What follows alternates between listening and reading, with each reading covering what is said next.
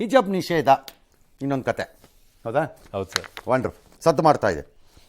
ಇದು ಜೊತೆಲಿರೋರು ಕೂಡ ಪರ ಇರೋರು, ಅಂದರೆ ಸಾರಿ ಹಿಜಾಬ್ನ ಸಿದ್ದರಾಮಯ್ಯ ಪರ ಇರೋರು ಅವ್ರುವೇ ಅದೆಲ್ಲ ಅಂದರೆ ಪವೈಸಿ ಟೈಪ್ ಇರಬೇಕು. ಹೋಗ್ಬಿಟ್ಟಿದ್ದಾರೆ ಸಿದ್ದರಾಮಯ್ಯನವ್ರು ಹೆದರಿಲ್ಲಪ್ಪ. ಮತ್ತೆ ಸರ್ 6 ತಿಂಗಳು ಲೋಕಸಭೆಗೆ ಹೆದರಿರ್ತಾರಷ್ಟೇ. ಎಲೆಕ್ಷನ್ ಹತ್ರ ಇದೆ. ಸಿದ್ದರಾಮಯ್ಯ ಪ್ರಹ್ಲಾದ್ ಜೋಶಿ ನಾಳೆ ಕೇಸರಿ ಶಾಲೆ ಹಾಕೊಂಬರ್ತೀವಿ ಅಂತ ಯಾರು ಅಂದರೆ ಏನಿದು ಹುಚ್ಚುಚ್ಚಾಗಿ ಆಡ್ತಾ ಇದ್ದೀರಿ ಅಂತ ಅವರು.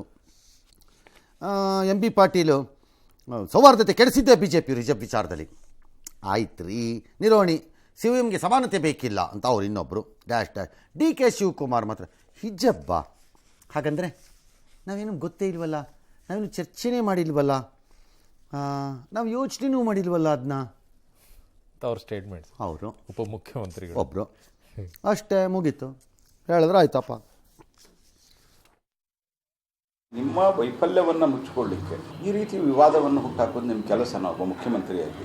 ಬಹುತೇಕ ಇಸ್ಲಾಮಿಕ್ ದೇಶಗಳಲ್ಲಿ ಹಿಜಾಬ್ ಇಲ್ಲ, ನಿಮ್ಗೆ ಯಾಕೆ ಇದು ತಲೆಕೆಟ್ಟ ವಿಚಾರ ಇದೆ? ಅಲ್ಲ, ಸಿದ್ದರಾಮಯ್ಯನವರಿಗೆ ಗೊತ್ತಿದ್ದು ಮಾಡ್ತಾ ಇದ್ದಾರೆ, ಅದು ಗೊತ್ತಿಲ್ಲ ಅಂತಲ್ಲ. ಸಿದ್ದರಾಮಯ್ಯನವರು ಮುಗ್ಧರಿದ್ದಾರೆ ಅಂತ ನಾನು ಭಾವಿಸಿಲ್ಲ, ಸಿದ್ದರಾಮಯ್ಯನವರು ಧೂರ್ತರಿದ್ದಾರೆ. ಇದು ನನ್ನ ಗಂಭೀರ ಆರೋಪ ಅವ್ರ ಮೇಲೆ. ಹಿಜಾಬ್ ಈಗಾಗಲೇ ಕೋರ್ಟ್ನಲ್ಲಿದೆ. ಈ ಬ್ಯಾನ್ ಆಗೋಕ್ಕಿಂತ ಮುಂಚೆ ಸೌಹಾರ್ದಯುತವಾಗಿ ಪರಸ್ಪರ ವಿಶ್ವಾಸದಿಂದ ಒಂದು ಹೊಂದಾಣಿಕೆ ಮೂಲಕ ಇವತ್ತು ದಿವಸ ನಡೀತಾ ಇತ್ತು. ಅದನ್ನ ಈಗ ಬಂದು ಇದನ್ನು ಕದಡಿಸಿಬಿಟ್ಟಿದ್ದಾರೆ. ಕದಡಿಸಿ ಅಲ್ಲಿ ನಾವು ಶಾಲಾ ಕಾಲೇಜುಗಳಲ್ಲಿ ನಾವು ಯೋಚನೆ ಮಾಡಿಲ್ಲ, ನೀವೇ ಅದನ್ನ ದೊಡ್ಡದು ಮಾಡ್ತಾ ಇದ್ದೀರಿ. ಚರ್ಚೆ ಬರ್ತಾ ಇದ್ದಾರೆ, ಕೇಳ್ತಾರೆ ಅಂತ ಹೇಳ್ತಾರೆ. ಎಲ್ಲ ಅದು ಎಲ್ಲಿದೆ? ಒಂದು ಯೂನಿಫಾರ್ಮ್ ಅಂದ ತಕ್ಷಣನೇ ಅದು ಎಲ್ಲಾ ಮಕ್ಕಳು ಅಲ್ಲಿ ಶ್ರೀಮಂತರು ಬಡವರು ಮೇಲ್ಜಾತಿ ಕೆಳಜಾತಿ ಅನ್ನುವಂಥದ್ದು ಬರಬಾರ್ದು ಅನ್ನೋದ್ರ ಸಲುವಾಗಿ ನೀವು ಯೋಚನೆನೇ ಮಾಡಿಲ್ಲ, ನೀವೇ ದೊಡ್ಡದು ಮಾಡ್ತಾ ಇದ್ದೀರಿ. ರೈ ನಮಗೇನು ತಲೆ ಕೆಟ್ಟಿದೆ ಅಂದ್ಕೊಂಡಿದ್ದೀರೇನ್ರಿ ಡಿ ಸಿ ಎಮ್ಗೆ? ನಿಮಗೆ ತಲೆ ಕೆಟ್ಟಿರ್ಬೇಕಷ್ಟೇ, ನಮಗೇನು ತಲೆ ಕೆಟ್ಟಿಲ್ಲ. ಇಲ್ಲಿ ನಮಗಿನ್ನೂ ಬ್ರೈನ್ ನಮ್ಮ ಪೊಸಿಷನಲ್ಲಿ ಇದೆ. ನಿಮ್ಮ ಬ್ರೈನ್ಗಳು ಅದ್ಲು ಬದಲಾಗಿದ್ರು ಚೆಕ್ ಮಾಡಿಸ್ಕೊಳ್ಳಿ. ಯಾವನ್ ಬಂದು ಹೇಳ್ತಾ ಇದ್ದೀರಿ ಇದನ್ನೆಲ್ಲ? ಮುಖ್ಯಮಂತ್ರಿಗಳು ಬಹಿರಂಗವಾಗಿ ಸ್ಟೇಟ್ಮೆಂಟ್ ಕೊಡ್ತಾರೆ. ನಿಮ್ಮವ್ರು ಸ್ಟೇಟ್ಮೆಂಟ್ ಕೊಟ್ಬಿಟ್ಟು ನಿಮ್ಮವ್ರು ಮೈ ಮೇಲೆ ಕೆದರ್ಕೊಂಡ್ಬಿಟ್ಟು ಹುಳ ಬಿಟ್ಕೊಂಡ್ಬಿಟ್ಟು ಕಚ್ಚಿಸ್ಕೊಂಡ್ಬಿಟ್ಟು ಮುಲಾಮ್ ಹಾಕಿಸ್ಕೊಳಕ್ಕೆ ನಮ್ಮ ಹತ್ರಕ್ಕೆ ಬರ್ತಾ ಇದ್ದೀರಾ ಇಲ್ಲಿ? What sort of a statement you are making? ನೀವೇ ದೊಡ್ಡದು ಮಾಡ್ತಾ ಇದ್ದೀರಿ. ನಮಗೆ ತಲೆ ಕೆಟ್ಟಿದೆ ದೊಡ್ಡದು ಮಾಡ್ಕೊಳ್ಳೋಕ್ಕೆ. ಬೇಡ, ನೀವು ಹೇಳ್ದಾಗ ಹೇಳಿ ಚಿಕ್ಕದು ಮಾಡ್ಕೊಂಬಿಡ್ತೀವಿ. ಕಾಮನ್ ಸೆನ್ಸ್ ಇಲ್ಲದೆ ಮಾತಾಡ್ತಾರೆ, ಬಾಯಿಗೆ ಬಂದಂಗೆಲ್ಲ ಮಾತಾಡ್ಕೊಂಡ್ಬಿಟ್ಟು. See the whole fact is very simple. ಇದರಲ್ಲಿ ಅದು ಬೇಕು ಬೇಡ ಎಂಬುದಕ್ಕೆ ಎರಡು ತೀವ್ರವಾದ ವಿರುದ್ಧವಾದಗಳಿವೆ. ಒಂದು ಕಾಂಗ್ರೆಸ್ ಥಾಟು, ಇನ್ನೊಂದು ಬಿಜೆಪಿ ಥಾಟು ಅಂತ ಇಟ್ಕೊಳ್ಳೋಣ. ಇನ್ನೊಂದು ಮಧ್ಯದಲ್ಲಿ ಸಮಾನತೆ, ಸಮವಸ್ತ್ರದ ಜೊತೆ ಅದು ಇರಬೇಕಾ ಬೇಡವಾ ಅನ್ನೋದು ಮಧ್ಯದಲ್ಲಿರೋ ವಾದ. ಈ ಎಲ್ಲ ವಾದಗಳಿಗೂ ಜಾಗ ಈಗಿರಬೇಕಾದ್ದು ಬಿಕಾಸ್ ಕೋರ್ಟು ಮಧ್ಯಪ್ರವೇಶ ಮಾಡಿರೋದ್ರಿಂದ.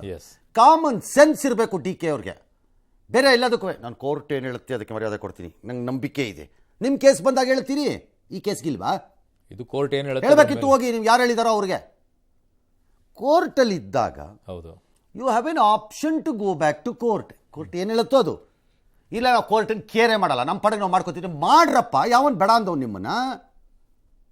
ಒಳ್ಳೆ ಕತೆ ಆಯ್ತಲ್ಲ ಇವ್ರದ್ದು. ನಮಗೆ ಇದೊಂಥರ ಹೊಸ ಸ್ಟ್ರಾಟಜಿ ಇದು, ಹೇಳ್ಬಿಡೋದು.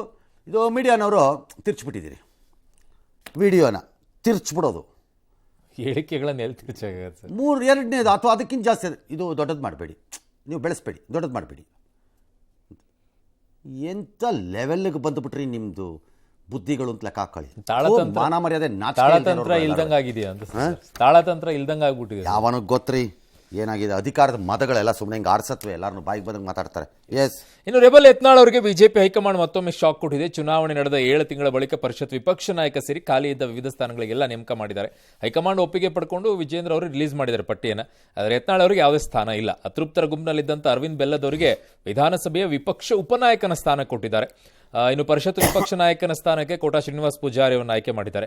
ಪರಿಷತ್ ವಿಪಕ್ಷ ಉಪನಾಯಕರ ಸ್ಥಾನಕ್ಕೆ ಸುನಿಲ್ ವಲ್ಯಾಪುರಿ ಅವರಿಗೆ ಸ್ಥಾನ ಕೊಟ್ಟಿದ್ದಾರೆ. ವಿಧಾನಸಭೆಯಲ್ಲಿ ಬಿಜೆಪಿ ಸಚೇತಕರಾಗಿ ದೊಡ್ಡನಗೌಡ ಪಾಟೀಲ್, ಪರಿಷತ್ನಲ್ಲಿ ಬಿಜೆಪಿ ಸಚೇತಕರಾಗಿ ರವಿಕುಮಾರ್ರನ್ನ ನೇಮಿಸಿದ್ದಾರೆ. ಪಕ್ಷ ನೀಡಿದ ಜವಾಬ್ದಾರಿಗೆ ಬೆಲ್ಲದ ಸಂತಸವನ್ನು ವ್ಯಕ್ತಪಡಿಸಿದ್ದಾರೆ.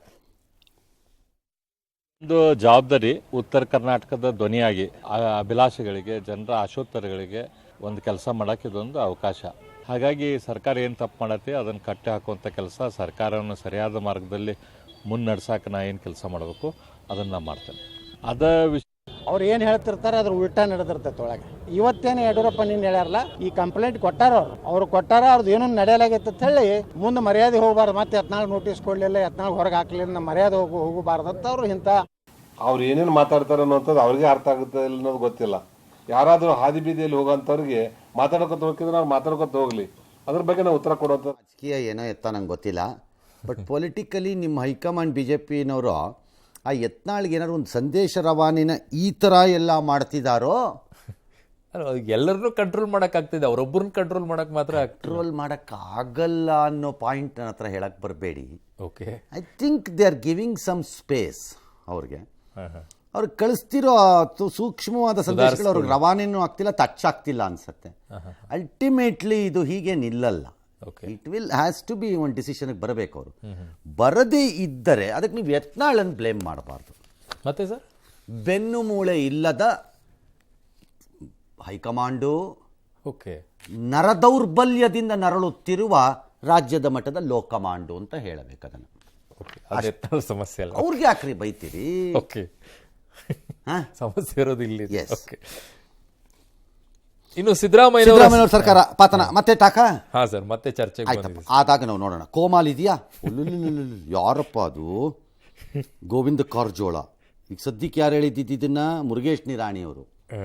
ಆಯಿತು ಸರ್, ನೋಡೇ ಬಿಡೋಣ ಅದು ಹೆಂಗಾಗತ್ತೆ ಅಂತ. ನಾನು ಈಗಲೂ ಹೇಳ್ತೀನಿ, ಮರ್ಯಾದೆಯಿಂದ ನಿಮ್ಮ ಪಕ್ಷನ ಕಟ್ಕೊಳ್ಳೋದ್ರ ಬಗ್ಗೆ ಚಿಂತೆ ಮಾಡ್ಕೊಳ್ಳಿ ಫಸ್ಟ್ ಲೋಕಸಭೆಗೆ, ಆಮೇಲೆ ಸರ್ಕಾರ ಬೀಳಿಸ್ಕೊಳ್ಳೋರಂತೆ. ಯತ್ನಾಳವ್ರು ಸುಧಾರಿಸ್ಕೊಳ್ಳಿ. ಸ್ವಲ್ಪ ಮರ್ಯಾದೆಯಿಂದ ನಿಮ್ಮ ಪಕ್ಷನ ಕಟ್ಕೊಂಡ್ರೆ ನಿಮಗೂ ಮಾನ ಮರ್ಯಾದೆ ಅಂತ ಏನಾರು ಒಂದು ಬರುತ್ತೆ. ಕೈಗಿದ್ದಂಥ ಅಧಿಕಾರವನ್ನು ಕಣ್ಣಿಗೆ ಕಾಣದಂತೆ ಯಾವ ಬಿಟ್ಕೊಟ್ಬಿಟ್ಟು ಬಂದುಬಿಟ್ಟು ನೀವು ಈಗ ಅದು ಬೀಳತ್ತೆ ಬೀಳತ್ತೆ ಅಂತ ಹೇಳಕ್ಕೆ ಮನ ಮರ್ಯಾದೆ ನಾಚಿಕೆ ಬೇಡವೇನ್ರಿ ನಿಮ್ಗಳಿಗೆ ಯಾರಿಗೂ? ಇದ್ದಿದ್ದನ್ನು ಕಳ್ಕೊಂಡು ಚೆನ್ನಾಗಿದೆ ಇದು, ಆಯ್ತಲ್ಲ. ಇನ್ನು ನಿತೀಶ್ ಕುಮಾರ್ ನಾನೇನು ಮುನ್ಸ್ಕೊಂಡಿಲ್ಲಪ್ಪ, ನಾನು NDA ಯಾವ ಸ್ಥಾನಮಾನದ ನಿರೀಕ್ಷೆನಲ್ಲೂ ಇಲ್ಲಪ್ಪ, ನಾನು ಆರಾಮಾಗಿದ್ದೀನಪ್ಪ ಅಂತ ಅವ್ರು ಅಂದಿದ್ದಾರೆ. ಆಮೇಲೆ ನೋಡೋಣ ಅವರು ಏನು ಹೇಳ್ತಾರೆ.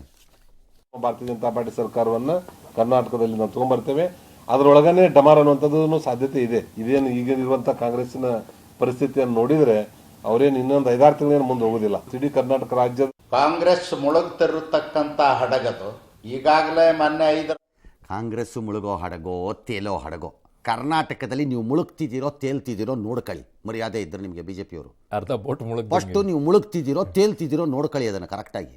ಆಮೇಲೆ ಅವ್ರು ಮುಳುಗ್ತಾ ಇದ್ದಾರಾ ಇಲ್ವಾ ನೋಡೋಣ. ಪಕ್ಕದ ಹಡಗು ಮುಳುಗ್ತಿದೆ ಅಂದ್ಬಿಟ್ಟು ನಿಮ್ಮ ಹಡಗು ಮುಳುಗ್ತಿದ್ರೆ ನೋಡ್ಕೋಬೇಕೋ ಬೇಡವ? ಯಾವನಾರು ಒಬ್ಬ ನೋಡ್ಲೇಬೇಕು, ಕ್ಯಾಪ್ಟನ್ನು ನಾವಿಕ ಆದವನು ನೋಡ್ಲೇಬೇಕು. ಆ ಹಡಗು ಮುಳುಗ್ತಾ ಇದೆ ಅಂದ್ಬಿಟ್ಟು ನೋಡ್ಕೊಂಡಿದ್ರೆ ನಿಮ್ಮ ಹಡಗು ಅದಕ್ಕಿಂತ ಮೊದಲೇ ಮುಳುಗೋಗ್ಬಿಟ್ರೆ ಅಷ್ಟು ಮರ್ಯಾದೆಯಿಂದ ನಿಮ್ಮ ಹಡಗನ್ನು ನೋಡ್ಕೊಳ್ಳಿ, ಆಮೇಲೆ ಅವ್ರ ಹಡಗ ಬಗ್ಗೆ ಚಿಂತೆ ಮಾಡೋರಂತ. ಓಕೆ, ಇನ್ನು ಉಪರಾಷ್ಟ್ರಪತಿಗಳನ್ನು ಅಣಕಿಸಿದ್ದಕ್ಕೆ ಇಡೀ ದೇಶವೇ ಚಿಮಾರಿ ಹಾಕಿತ್ತು TMC ಸಂಸದ ಕಲ್ಯಾಣ್ ಬ್ಯಾನರ್ಜಿಗೆ. ಆದರೆ ಅವ್ರಿಗೇನೋ ಅದೇನು ಅಟ್ಟೆ ಇಲ್ಲ ಅನ್ಸುತ್ತೆ. ಮತ್ತೊಮ್ಮೆ ಉಪರಾಷ್ಟ್ರಪತಿ ಧನ್ಕರ್ ಅವ್ರನ್ನ ಅಣಕಿಸಿ ಅಪಮಾನ ಮಾಡೋ ಕೆಲಸ ಮಾಡಿದ್ದಾರೆ. ಬಂಗಾಳದ ಸೆರಾಂಪುರನಲ್ಲಿ ಮಾತಾಡಿ ಮಿಮಿಕ್ರಿ ಒಂದು ಕಲೆ, ಜನ ಬಯಸಿರು ಒಂದಲ್ಲ 2000 ಬಾರಿ ಮಾಡ್ಲಿ ಅಂತ ನಾನು ಹೇಳೋದು. ಮಾಡ್ಲಿ ಅಂತ ಯಾಕೆ ಸರ್? ಅದೇ ಮಜಾ ಕಣ್ರಿ. ಮಾಡಿದಷ್ಟುವೆ ಅವರ ಸಣ್ಣತನವನ್ನು ಮತ್ತು ಕಚಡ ಬುದ್ಧಿಯನ್ನು ತೋರಿಸುತ್ತದು. ಹೌದು. ಮತ್ತು ಇವರು ಮಾತಾಡಿದಾಗ ಇವರು ಮುಂದೆ ಕೂತಿರೋ 76 ಜನನೋ 366 ಜನನೋ 400 ಜನನೋ 500,000 ಜನನೋ ಇದ್ದಾರಲ್ಲ, ಅವ್ರು ಅಷ್ಟೇ ಅಲ್ವಲ್ಲ, ಇದನ್ನ ನೋಡ್ತಾ ಇರೋರು ಬೇರೆಯವರು ಇದ್ದಾರಲ್ಲ, ಹೌದು, ಅವ್ರು ಏನು ಮಾಡ್ತಾರೋ ಮಾಡಲಿ. ಫಾರ್ ಎಕ್ಸಾಂಪಲ್ ಜಾಟ್ಸು ಮಾಡಲಿ ಮಾಡಲಿ ಅಂತ ನಾನು ಹೇಳೋದು ಅಲ್ವಾ? ಹೌದು. ಒಂದು. ಎರಡನೇದು, ಇದೇ ಥರ ಮಿಮಿಕ್ರಿಯನ್ನು ನನ್ನನ್ನು ಕೇಳಿದ್ರಪ್ಪ, ಸುಮ್ಮನೆ ಟೆಸ್ಟ್ ಮಾಡಬೇಕಪ್ಪ. BJPಯವರು ಕಲಾ ತಂಡಗಳನ್ನು ರಚಿಸಿ ವೆಸ್ಟ್ ಬೆಂಗಾಲಲ್ಲಿ ಸ್ಟ್ರೀಟ್ ಸೈಡಲ್ಲಿ ಶೋಗಳು ಸ್ಟಾರ್ಟ್ ಮಾಡಬೇಕು. ಮಮತಾ ಬ್ಯಾನರ್ಜಿ ಮಿಮಿಕ್ರಿ ಮಾಡ್ಕೊಂಡು ನೋಡೋಣಪ್ಪ ಅದು ಏನು ಮಾಡ್ತಾಳೆ ಮೇಡಮ್. ಆಗ ಮಿಮಿಕ್ರಿ ಮಾಡೋದು ಸಿಂಪಲ್. ಮಿಮಿಕ್ರಿ ಒಂದು ಕಲೆ. ಹೌದು, ಕಲೆ. ಹೌದು, ಯಾರು ಮಾಡ್ಬೋದು. ಹೌದು, ಅದೇನು ದೇಶದ್ರೋಹ ಅಲ್ವಲ್ಲ ಈಗ? ಇಲ್ಲ. ಓಕೆ, ಪಶ್ಚಿಮ ಬಂಗಾಳದ ಮೂಲೆ ಮೂಲೆಗಳಲ್ಲಿ ರಸ್ತೆಗಳಲ್ಲಿ ಕಲಾ ತಂಡಗಳನ್ನು ಹಾಕ್ಬಿಟ್ಟು ಮಮತಾ ಬ್ಯಾನರ್ಜಿ ಮಿಮಿಕ್ರಿ ಮಾಡಬೇಕು. ಸುಲಭವಾಗಿ ಮಾಡ್ಬೋದು. ಏನು ಟೈಮ್ ಕೊಟ್ಟರೆ ನಾನೇ ಮಾಡ್ಕೊಡ್ತೀನಿ ಇಲ್ಲಿ. ಅಂದರೆ ನನಗೆ ಸಂಬಂಧವಿಲ್ಲ ಇವ್ರು ರಾಜಕಾರಣ, ಹೇಳಿದ್ದು ನಾನು ಅಷ್ಟೇ. ಅಂಥವ್ರು ಭಾಳ ಜನ ಸಿಗ್ತಾರೆ ಕಲಾಕಾರರು. ಮಾಡ್ರಿ ನೋಡೋಣ ಅದೇನಾಗುತ್ತೆ ಅಂತಾಗ. ಇಂಥವ್ರಿಗೆ ಪಾಠ ಕಲಿಸೋಕ್ಕೆ ಅದೇ ಸರಿ.